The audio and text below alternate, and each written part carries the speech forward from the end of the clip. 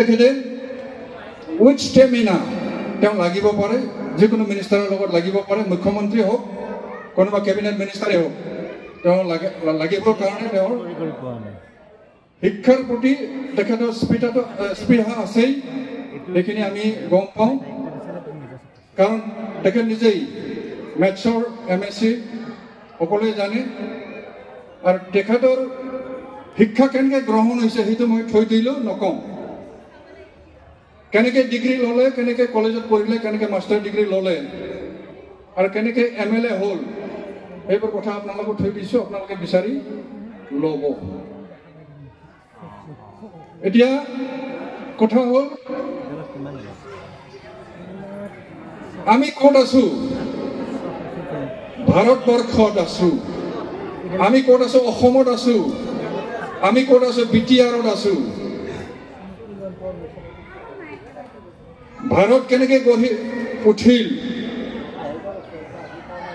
য'ত 1652টা জাতি জনগোষ্ঠী আছে, য'ত 6,28,365খন গাঁও আছে, এইখন হ'ল ভাৰত।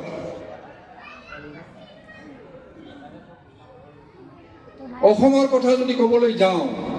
য'ত 28,000খন গাঁও আছে, তাত 186টা জাতি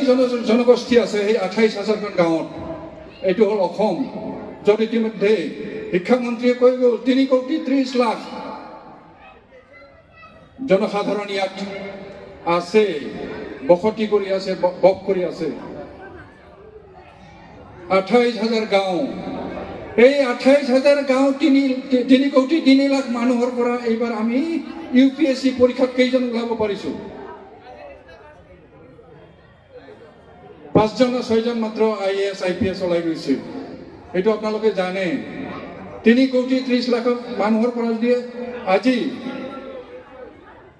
1831 চনত LP স্কুল জন্ম দিয়া পাণবজাৰৰ কটন কলেজিয়ে 1836 চনত জন্ম হোৱা ME স্কুল, এইটো হায়াৰ ছেকেণ্ডাৰী হ'ল। এইবিলাক হিষ্টৰী শিৱসাগৰৰ 1831 চনত ইয়াণ্ডাবু চুক্তি হোৱাৰ পিছত, 1826 চনত চুক্তিৰ পিছত 5 বছৰ পিছতে ইয়াতে স্কুল জন্ম হৈছিলে 1831ৰ পৰা। এই প্ৰাথমিক বিদ্যালয়টো ME খণ্ড হ'ল, কটন কলেজিয়েট হ'ল, পিছত হায়াৰ ছেকেণ্ডাৰী হ'ল। তেনেকৈ যদি আমি ধৰিবলৈ যাওঁ, আজি আনন্দৰাম বৰুৱাই 1870 চনতে IAS পাছ কৰিছে, ICS পাছ কৰিছে লণ্ডনত গৈ পেলাই 1870ত, 20 বছৰীয়া বয়সতে আনন্দৰাম বৰুৱা। তাৰ আগতে আকৌ পাছ কৰিছিলে বেংগলী সমাজৰ, য'ত 21 কোটি বেংগলী মানুহ আছে।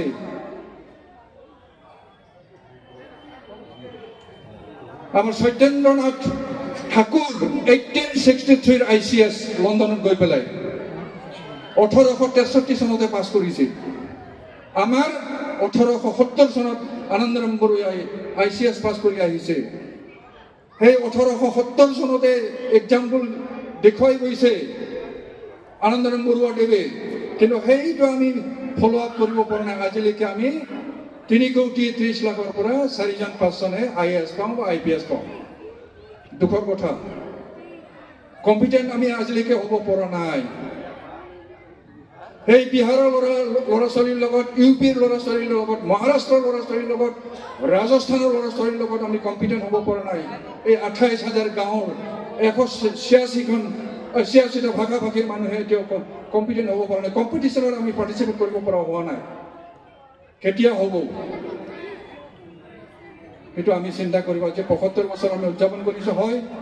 4জন ল'ৰা ওলালোঁ, আমি ACS ওলালোঁ, DC ওলালোঁ, নৰেশ্বৰ উপাধ্যায়ক ওলাই দিছোঁ, খনীন্দ্ৰ দাসক ওলাই দিছোঁ ইয়াৰ পৰা, যতীন্দ্ৰ লহকৰক DC পালোঁ, শিৱসাগৰৰ পৰা তেখেতে বিদায় লৈছে, ৰিটায়াৰ্ড হৈছে। ঠিক তেনেকৈ এজন ভাগৱতী,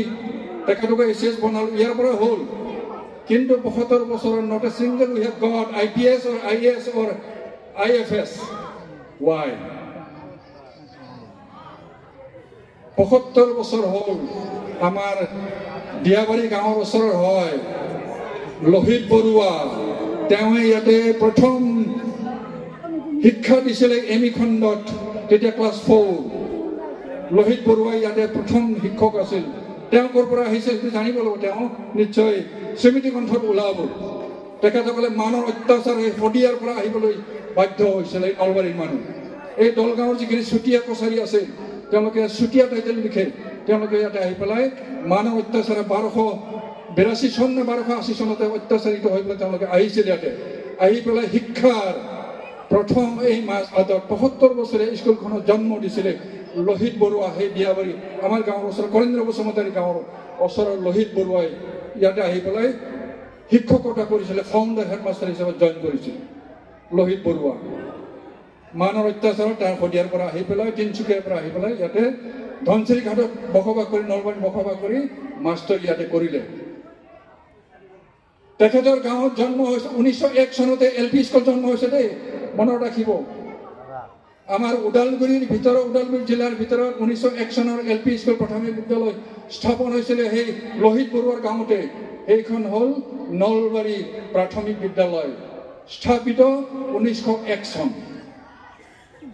কিন্তু তাতে খবৰ ললো ডক্টৰ কেইজন হ'ল 1901 চনৰ পৰা 123 বছৰ হ'ল 123 years already have been passed not a single who has got from that area not a single engineer not a single IAS officer IPS officer ACS officer কিন্তু জন্ম হৈছিল স্থাপিত হৈছিল 1901 চনত কাৰণটো আমি ওলাব লাগিব 75 বছৰত আমি IAS পোৱা নাই IPS পোৱা নাই ইণ্ডিয়ান ফৰেন সাৰ্ভিস পোৱা নাই বড়োৰ মাজত আমাৰ দুজনে আছে দুখ লগা আমি 30 লাখ বড়ো মানুহ আছে ভাগাভাগি আছে 30 লাখৰ ভিতৰত এজন ডিসি আছে ফৰমান ব্ৰহ্ম তেওঁ গভৰ্ণমেণ্ট দিও ডিসি হৈ আছে আৰু এজন আছে আমাৰ IFS অফিচাৰ ৰূপজ্যোতি ব্ৰহ্মকাৰ্জী ফৰেন সাৰ্ভিসত তেওঁ পাছ কৰি গৈছে আজি অষ্ট্ৰেলিয়াৰ পৰা তেওঁ যোৱা বছৰ এই বছৰ জানুৱাৰীত ট্ৰান্সফাৰ কৰিবলৈ তেওঁ অষ্ট্ৰেলিয়াৰ পৰা IFS পাছ কৰাটো অষ্ট্ৰিয়াত জইন কৰিছে ইউৰোপৰ ধনী এখন সৰু ৰাষ্ট্ৰ তাত ৰূপজ্যোতি ব্ৰহ্মকাৰ্জী IFS হিচাপে কাম কৰি আছে এদিন তেওঁ এম্বাসাডাৰ হ'ব উপেন বড়োৰ পিছতে তেওঁ হ'ব পাৰে উপেন বড়ো ৰঙিয়াৰ তেওঁ হৈ গ'ল এম্বাসাডাৰ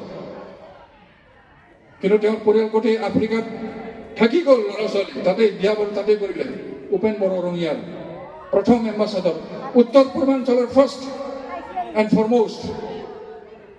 IFS উপেন বড়ো ৰঙিয়াত আছে তেওঁৰ ঘৰ আৰু সেইজন ব্যক্তি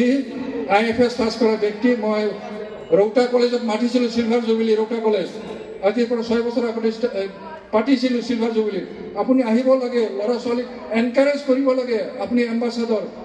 নৰ্থ ইষ্টৰ 8খন ষ্টেটৰ ভিতৰত আপুনি ফাৰ্ষ্ট এণ্ড ফৰমষ্ট আগতীয়া আপুনি IFS বা এম্বাসাডাৰ আপুনি যাব লাগে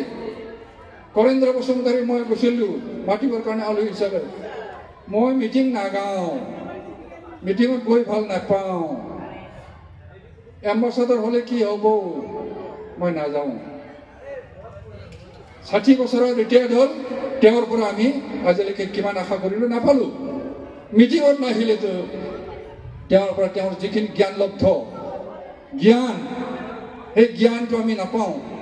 নেক্সট জেনেৰেশ্যন আমি দি যাব নোৱাৰিম এটা হ'ল উপেন বড়ো ডাঙৰীয়া IFS বড়োৰ মাজৰ IFS এম্বাসাডাৰ উত্তৰ পূৰ্বাঞ্চলৰ ভিতৰতে প্ৰথম উপেন বড়ো লগ পালোঁ ঠিক তেনেকৈ হয় ইয়াতে 4জন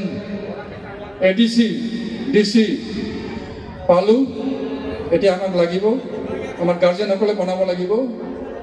ওদালগুৰি জিলাখন DC হিচাপে বহিব পৰা আমাৰ পাটগিৰিৰ জায়গাটো কাঢ়ি ল'ব পৰা ছাত্ৰই হওক ছোৱালীয়ে হওক কেতিয়া জন্ম হ'ব আমি কেতিয়া দিব পাৰিম DC চলাবৰ কাৰণে DC দায়িত্ব ল'বৰ কাৰণে উপায়ুক্তৰ দায়িত্ব ল'বৰ কাৰণে আমি এই 9.5 লাখ ওদালগুৰি জিলাত আমি মানুহ আছোঁ 9.5 লাখ য'ত 23টা জাতি জনগোষ্ঠী আছে ওদালগুৰি জিলাত 9.5 লাখ মানুহৰ ভিতৰত 23টা জাতি জনগোষ্ঠীৰ ভিতৰত কি এজন IAS ওলাব নোৱাৰিম নেকি আমি দীঘলীয়া হ'ব মই সেইকাৰণে নকম বুলি ভাবিছিলোঁ কমাই দিওঁ বেছি নকওঁ কাৰণ নিজৰ গাতো লাগিব ময়ো ৰক্ষেশ্বৰ ব্ৰহ্ম কেনেকৈ বনাই দিলে 2011 চনত মাজবাটৰ বিধায়ক হিচাপে আপোনালোকৰ আশীৰ্বাদত মই গ'লোঁ দিছপুৰত গ'লোঁ সংসদীয় সচিব হ'লোঁ পাৰ্লিয়ামেণ্টেৰী ছেক্ৰেটাৰী হ'লোঁ কেনেকৈ হ'লোঁ 100 টকীয়া দৰমহাৰ পৰা মাষ্টৰ হৈ পেলাই মোৰ প্ৰথম দৰমহা 1976ত 100 টকা আছিল মাত্ৰ দৰমহা আৰু সেই টাইমতে 75 আকৌ মই আমাৰ বড়ো সাহিত্য সভাৰ বিহুৰাম বড়োৰ লগত মই টাইপিষ্ট হিচাপে কেৰাণী হিচাপে সোমাইছিলোঁ সেইটো হ'ল বিএ পঢ়াৰ পিছত মোৰ চাকৰি জীৱন 100 টকীয়া সাহিত্য সভাৰ কেৰাণী 100 টকীয়া মাষ্টৰ হিচাপে সোমাইছিলোঁ 100 টকীয়া দৰমহাত তাৰপিছত 2005 চনত চাকৰি বাদ দিলোঁ 29 বছৰ মই চাকৰি কৰিলোঁ আৰু এলাহ লাগিল 29 years মই কৰিলোঁ মাষ্টৰী বাদ দিলোঁ বেয়া কামত আহিলোঁ দিছপুৰত গ'লোঁ বেয়া কামত 5 বছৰ থাকিলোঁ আপোনালোকৰ সেৱা কেনেকৈ দিছোঁ নাজানো সেইখিনি হ'লোঁ এতিয়া আছোঁ 71 ৰানিং ৰামদেৱক 6 বাৰ লগ ধৰিলোঁ স্বাস্থ্যৰ প্ৰতি আহিলোঁ এতিয়া 2006ত গ'লোঁ লগ পালোঁ 2009ত গ'লোঁ লগ পালোঁ হৰিদ্বাৰত 2010ত পালোঁ কোকৰাঝাৰত ৰামদেৱক 2012ত পালোঁ ইয়াতে ঢেকীয়াজুলিত ৰামদেৱৰ লগত সেই ৰামদেৱৰ ক্লাছ মই এতিয়া ৰৌতাত ক্লাছ কৰি আছোঁ 4:30 মোৰ ক্লাছ হয় কাৰণ মই পঢ়ি আহিছিলোঁ ক্লাছ 4-5ত early to bed early to rise makes a man healthy and wealthy and wise সেই চেণ্টেন্সটো মই পাহৰিব নোৱাৰিম লাইফ লং সেই গতিকে মোৰ 71 আৰু বাচি থাকিম শংকৰ গুৰুৰ নিচিনা 120 বছৰ বাচিম বুলি প্ৰণ লৈছোঁ মই আপোনালোকে ওলক 120 বছৰ বাচি থাকক সমাজৰ কাম কৰক 70ৰ পৰা সমাজত সোমাইছোঁ 1970ৰ পৰা ৱেষ্ট বেংগলত বড়ো সাহিত্য সভাৰ মিটিঙত গৈছিলোঁ ক্লাছ 8ত তেতিয়া ছাত্ৰ মই 1970 শ্বিলঙত গ'লোঁ বিমলা প্ৰসাদ চৰিয়াক লগ পাইছোঁ 1970ত জয়ভদ্ৰ হাজাৰ এডুকেশ্যন মিনিষ্টাৰক 1970তে লগ পাইছোঁ বাহাদুৰ বসুমতাৰী MLA আছিল তেতিয়া তেনেকেই ক্লাছ 8ৰ পৰা সপোন দেখিলোঁ এটা সময়ত মই MLA হ'ম নেকি মিনিষ্টাৰ হ'ম নেকি বুলি ভাবিলোঁ মিনিষ্টাৰ হ'ব নোৱাৰিলোঁ MLA হ'লোঁ পাৰ্লিয়ামেণ্টেৰী ছেক্ৰেটাৰী হ'লোঁ সংসদীয় সচিব হ'লোঁ তৰুণ গগৈ ডাঙৰীয়াৰ লগত উঠা বহা কৰিব পাৰিলোঁ সেইখিনি কৰিলোঁ গতিকে তেতিয়া মন্ত্ৰীয়ে কৈছে অকল শিক্ষা ডক্টৰ ইঞ্জিনিয়াৰ হ'লে নহ'ব DC হ'লে নহ'ব সমাজক ৰক্ষণাবেক্ষণ দিবৰ কাৰণে সুখ শান্তি শৃংখলা পদ্ধতি ৰাখিবৰ কাৰণে শৃংখল সমাজ গঠন কৰিবৰ কাৰণে আমি শিক্ষা লাগিব অকল চাৰ্টিফিকেট মাষ্টাৰ ডিগ্ৰী ল'লে নহ'ব ডক্টৰেট ল'লে নহ'ব এতিয়া মোৰ ছোৱালী ডক্টৰেট বড়ো মিডিয়ামৰ ছাত্ৰী MPhil ল'লে MA ল'লে গুৱাহাটী ইউনিভাৰ্চিটিৰ 6 পজিশ্যন BEd ডাঙৰ ছোৱালী APSC পৰীক্ষা দি পেলাই চিলেকশ্যন পাব লাগে গভৰ্ণমেণ্ট কলেজৰ লেকচাৰাৰ হ'বৰ কাৰণে ডাঙৰ ছোৱালী এতিয়া কলেজত এতিয়া কোকৰাঝাৰ ইউনিভাৰ্চিটিৰ ডাঙৰ ছোৱালীজনী বৰ্তমান এজন ফেকাল্টি মেম্বাৰ PhD লোৱাৰ কাৰণে ডক্টৰেট লোৱাৰ কাৰণে মে' মাহত ডক্টৰেট শেষ কৰিলে আৰু হাঁহিবৰ কাৰণে এটা কওঁ মোৰ জোঁৱাইও ডক্টৰেট তেওঁ লৈছে পণ্ডিচেৰী চেণ্ট্ৰেল ইউনিভাৰ্চিটিৰ পৰা ডক্টৰেট জোঁৱাইও ডক্টৰেট মোৰ ছোৱালীজনীও ডক্টৰেট হ'ল ঠিক তেনেকৈ আগবাঢ়িব বুলি আশা কৰিলোঁ সৰু ছোৱালী ঘৰুৱা কথাটো কোৱা হয় সৰু ছোৱালী LLM পাছ কৰি পেলাই এতিয়া হাকিম হ'ব বোলে পৰীক্ষা দি আছে দুবাৰ হ'ল যোৱাবাৰ 3জনী চিলেকশ্যন পাইছে ST কোটা হিচাপে 3জনীত নাপালে 4 নম্বৰ থাকিল তাই 4 নম্বৰ 4জনী ল'লে মেজিষ্ট্ৰেট হ'লহেঁতেন LLM পাছ কৰা হায়দৰাবাদত পাছ কৰিছে সৰুজনী ছোৱালী 2জনী ছোৱালী মোৰ আৰু জোঁৱাইটো অলপ গলমেলীয়া পৰিছে চাৰ্কল অফিচাৰ দত্তমাৰ চাৰ্কল অফিচাৰ ACS পাছ কৰিছে 13 চনতে 2013 চনতে সৰু জোঁৱাই ডাঙৰ জোঁৱাই CITত কাম কৰে administrator CIT central institute of technology ঠিক তেনেকৈ আমাৰ নিচিনা গাৰ্জেন চবেই যদি হয় ঘৰতে যদি চব মাষ্টাৰ ডিগ্ৰী লয় ডক্টৰেট হয় তেতিয়াহ'লে এই সমাজখন সদায় শান্তিপ্ৰিয় হৈ থাকিব মাজবাটৰ ৰাইজ য'ত মাজবাট সমষ্টিত এইবাৰ 1,81,000 ভোটাৰ আছে 1,81,000